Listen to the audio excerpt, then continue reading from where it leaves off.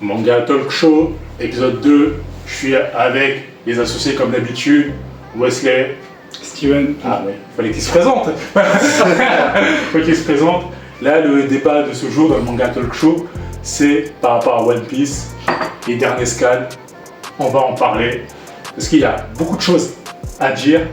Et je sais que Wesley, toi, t'es pas un pro One Piece en général. T'es pas trop. Mais j'ai suivi quand même ce qui se passe derrière. Et Steven, plus ou moins nous deux, on est dans le même accord. Je sais que One Piece, quand on parle de ça, on se comprend. Mm-hmm. Je vais en parler maintenant. Dans One Piece, nous sommes dans l'arc Elbaf. Ouais. Elbaf qui a été beaucoup décrié, parfois par certains, par d'autres. Mais il y a eu des choses, des bouleversements. Il y a eu des flashbacks intéressants. Exactement, des flashbacks très intéressants. Et je voudrais savoir, vous vous souvenez, j'avais parlé de Barbe Blanche, cette fraude. Je ne valide toujours pas. Mathieu, on a un ami en commun, Steven et moi. Mathieu, là je te parle, là devant la caméra. Tu m'avais dit, une fois, oui, j'avais attaqué les dragons célestes, j'avais dit c'était des voyous de One Piece, t'as dit, il faut comprendre peut-être leur passé. Oh Mathieu, t'as dit peut-être faut comprendre. Nous on est des pirates, nous tous ici on est des pirates. Toi t'as un dragon céleste, Mathieu, t'inquiète pas, je parle de toi. Mais plus sérieusement, pour vous, qu'est-ce que vous en toi Wesley, toi qui n'es pas un grand fan de One Piece mais qui suit, on va dire, assidûment de près et de loin, qu'est-ce que t'en as pensé de ces derniers scans,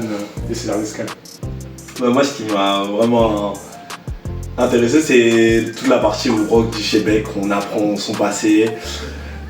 En fait, avec Rock dit Shebeck, c'est vraiment la racaille qu'il pense être. C'est vraiment le voyou qu'il pense être. En fait, avec tous les toutes les choses qu'il a fait, et ce qu'on nous a montré de Goldie Roger, t'as limite envie de te dire, mais est-ce que c'est pas lui le roi des pirates?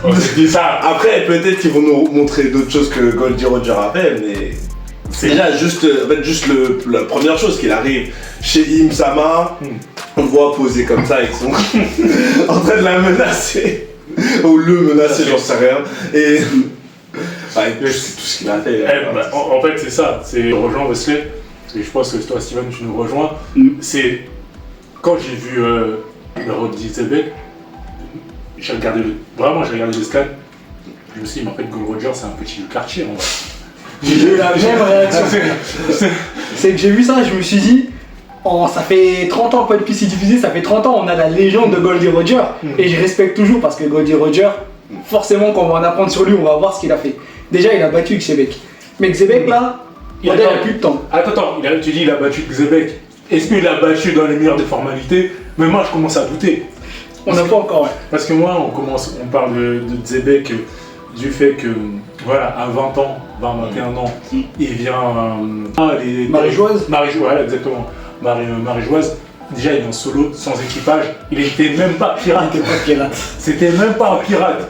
Ça veut dire vraiment, il rentre, en plus, Im-sama, il ne le connaissait même pas. C'est-à-dire, intuitivement parlant, il s'est dit non, il y a un game dans ce bas monde, il y a quelqu'un qui contrôle. On va pas me rouler comme ça. C'est comme si tu disais, ouais voilà, parfois t'es chez toi, tu réfléchis et tu te dis, est-ce que c'est vraiment Macron qui contrôle le game? Oui, Macron t'attaque ici en direct. Genre chaud. Non mais on s'est tous posé cette question là. Est-ce que c'est lui vraiment qui contrôle? Et là, pour mettre dans l'univers de One Piece, lui il a dit vas-y, je vais aller vraiment dans la terre-mère. Je vais partir là où c'est le plus dangereux, là où on n'a pas le droit d'aller. On n'a pas le droit d'aller, tout ça. Face c'est la première fois qu'on voit de la peur. Exactement. On voit de la surprise. Surprise. Est-ce qu'il y a de la peur? Parce que Rock Xebec lui-même l'a dit, j'ai pas le niveau. Je peux pas te rouler comme ça directement. En plus, c'est la première personne à être rentrée dans le jardin des fleurs. Et il y a un truc qui est bien, c'est que ça permet également de faire un parallèle par rapport au niveau des amiraux. Parce qu'on te dit, il a battu un amiral. Ouais. Il a tué un amiral. Il a kidnappé 5 rois. C'est le genre. Il kidnappe des gens, et comme tu as dit 5 rois, ça serait un truc de fou. C'est-à-dire, il vient là, 5 rois, je sais même pas comment il les a apportés, comment ceci, cela. Et il a fait un coup d'épée avec coup de haki face au roi Harald. Ça, même lui, Zebek, lui, il sait qu'il est fort, il a dit ok. Toi, t'es quelqu'un. Toi, t'es quelqu'un. Dans le CV, t'es quelqu'un.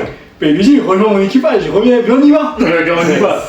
Après, il a fait ah non, mes obligations, je suis un roi, moi je voulais juste pour la paix, tout ça. Et on sait qu'il gagne les membres de son équipage. Ça, c'était vraiment bien introduit, le délire. Les Davis Fight. Exactement. Oui, et ça, c'est. Ouais. Ça, c'était vraiment bien pensé. Hein. Ça permet de faire un petit cliché avec ce qu'on a déjà vu par le passé, ça fait toujours plaisir. Exactement, avec Foxy, etc. Donc, pour arriver à Rogue Zebek, c'est l'affaire à Gold Valley. Gold Valley, est-ce que, pour vous, c'est tête-à-tête Rogue Zebek face à Golgi Roger ou pas? Est-ce que vraiment tête-à-tête? J'en doute. Moi, personnellement, j'en doute. Je pense qu'il a dû avoir un vrai tête-à-tête. C'est-à-dire que je prends l'équipage de Goldie Roger, je suis certain que son premier commandant, son deuxième commandant, il s'est occupé des autres. Mais je pense qu'à un moment, il a dû vraiment avoir un vrai 1v1 comme il y a eu Luffy avec Kaido. Je pense qu'il y a eu ça. J'attends vraiment impatiemment de voir ce qui s'est passé, comment ça s'est passé.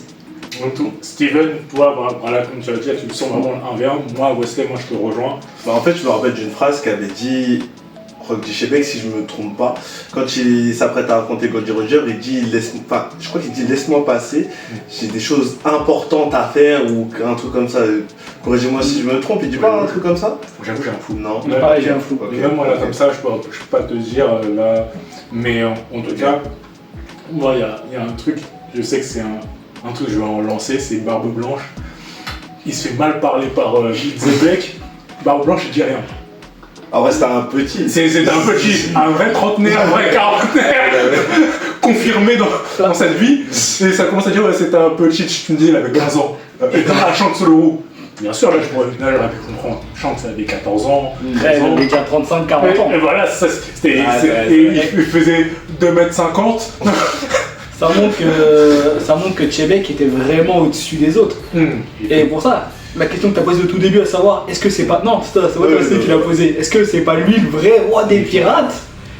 En vrai, la question, elle se pose aujourd'hui. C'est vrai. Bah, c'est là-dessus qu'on va conclure